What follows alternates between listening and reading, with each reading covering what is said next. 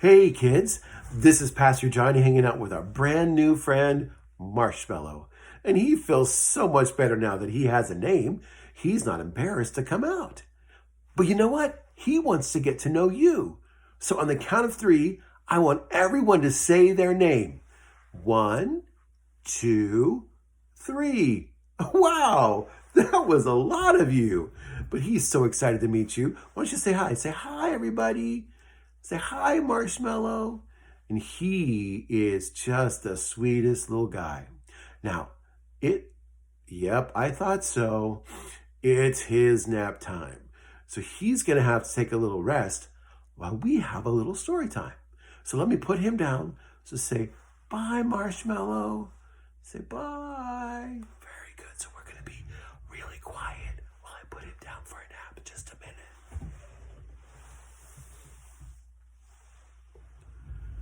Okay, now he's all down, so we can be a little bit louder again.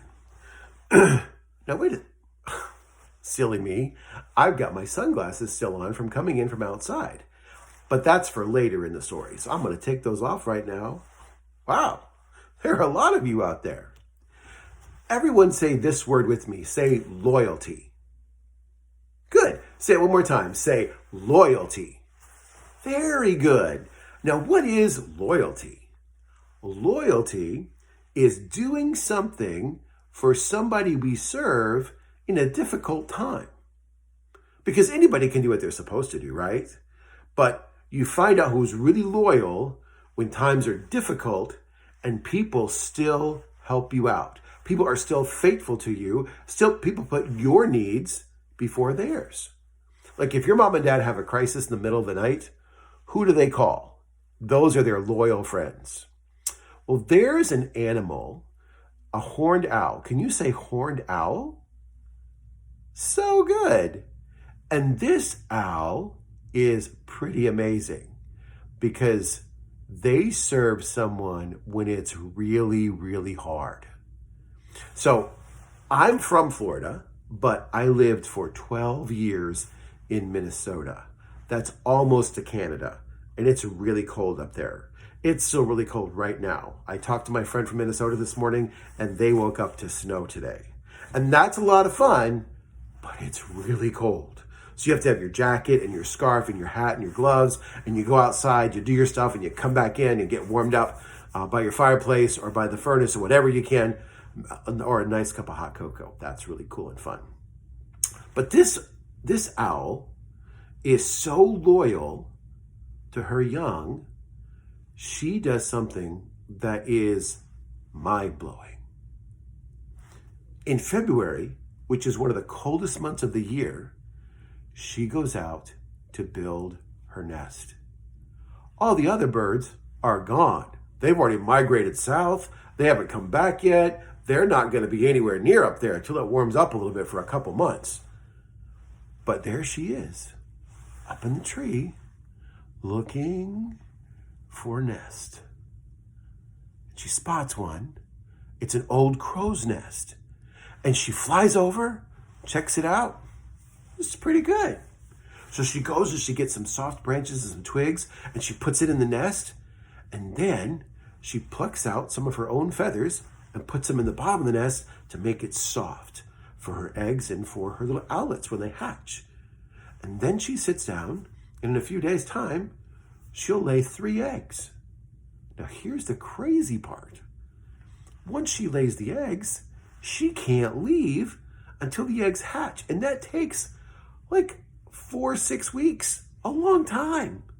Because if she leaves to get warm or to get food, the eggs could freeze because it's so cold up there. But there she sits for 1 week, for 2 weeks, for 3 weeks, until finally, after 4 or 5 weeks, those eggs hatch. But you know what happened? When she was sitting on the nest, it started to snow. Big, fluffy, pretty snowflakes. Fun to watch, but not fun to get on you.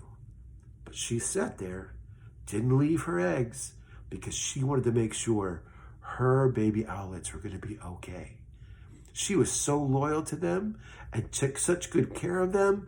It didn't matter how cold it was all around her, she wasn't going to leave.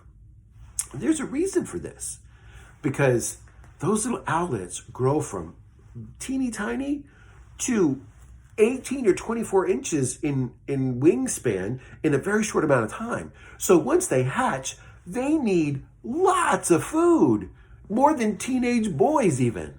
And their mom has to go and find that everywhere. And what's really cool, because she lays her nest early, those baby owlets come when there's still snow on the ground.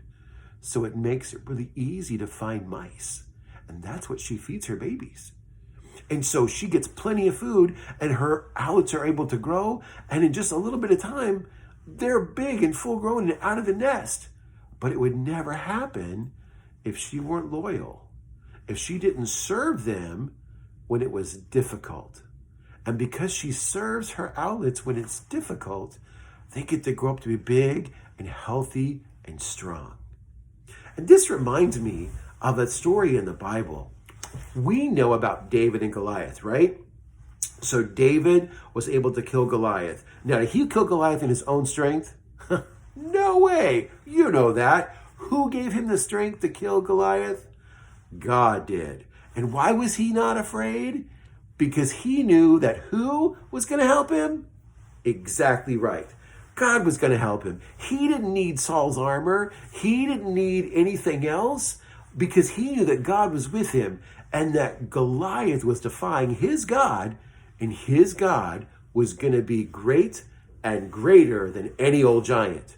And his God was going to knock that giant down and give him the victory, because he believed his God was great. He knew how powerful his God was. And you know what? The same God that David served is the God that we serve today. But there's a little part of the story that comes after David kills Goliath. So David kills Goliath, we know that, and David is on his victory march, and King Saul hears about it and wants to know, who is this kid? I know I've talked to him, but I want to know more about him. Who is he? And so Abner, King Saul's servant, goes to find David, and he brings David to the palace. And King Saul is asking him who he is and who his father is and where is he from. But there's someone who's listening. And that person's name is Jonathan. Can you say Jonathan? You're exactly right. So Jonathan is the king's oldest son. So what does that mean? That means that when King Saul dies, that Jonathan is supposed to be the next king. He's supposed to inherit all of his father's wealth, and he's supposed to rule the kingdom. That's a really, really big deal and a really, really important role. But when Jonathan hears David talking to his father, something stirs in his spirit. And immediately he knows that David is a special person. And the Bible says that Jonathan's heart was knit with David's. And that means they became such good friends right away. And Jonathan did something next that was so crazy. Jonathan took off his robe and he gave it to David. And he took off his sword and his belt and he gave it to David. And he said, I'm giving you everything that I have, because I know that God has something special for you. Jonathan sacrificed what was his because he was loyal first to God and then chose to be loyal to David. So it'd be like you coming in to Wellspring Kids on the weekend and I'm going, hey, so Liam, how are you? You have a good weekend? You know what? I want you to be in charge. I want you to have everything. So I'm going to give you my jacket. It's my cool pilot jacket that I wear on the weekends so that you're the chief pilot. I'm going to give you my sunglasses. I'm going to give you my cool sword. Wait a second. Pilots don't use swords. But Jonathan gave David his sword because Jonathan used swords. So I would give it to you anyway. So by me doing that, I would say, I'm not important anymore. I'm loyal to God. I'm loyal to my new friend. And I want Liam to be in charge. I want Liam to have all the blessing that was intended for me. That's amazing. So as you are sitting at home, doing school, hanging out with your mom and dad, and hanging out with your brothers and sisters, I want you to think about who's more important, you or God? That's easy, right? Who is it? God is. So we have to make choices that tell people around us that God's more important. And sometimes that can be hard because loyalty is not about doing something that's easy. It's about being faithful and serving when it's difficult. So, who can you serve today? Who can you serve tonight? Who can you serve tomorrow? So let's stroke our imaginary beards. Who needs the most help? Is it mom? Does she need help with the dishes? Maybe. Does she need help with laundry? Or is it dad? Does he need to have something to help something in the yard, take out the trash, or take something to the car? Or is it your brother or sister? Do they need some time? Maybe you could read them a story. Maybe, just maybe, you could share your toys with them or give them extra time on the GameCube. Well, that would be hard, wouldn't it? Yeah, it would be really hard. But let's think about, thoughtful face, being loyal, doing what's right, and serving those around us when it's difficult. Stroke our imaginary beards and think about what we can do to be loyal. If an owl can sit in the snow and cold and freezing temperatures for 4 weeks to take care of her owlets, don't you think we could sacrifice something just for a few minutes to make a difference in someone's life? David laid down everything, his inheritance, his future, his title as king, so he could serve God and serve David. So who are we going to serve today? First and foremost, we've got to serve God. But then, who else can we show our loyalty to? How can we be a servant at our home, to our family and our siblings? I just forgot what I was going to say. And you know what? That's okay. Because sometimes we forget what we're going to say.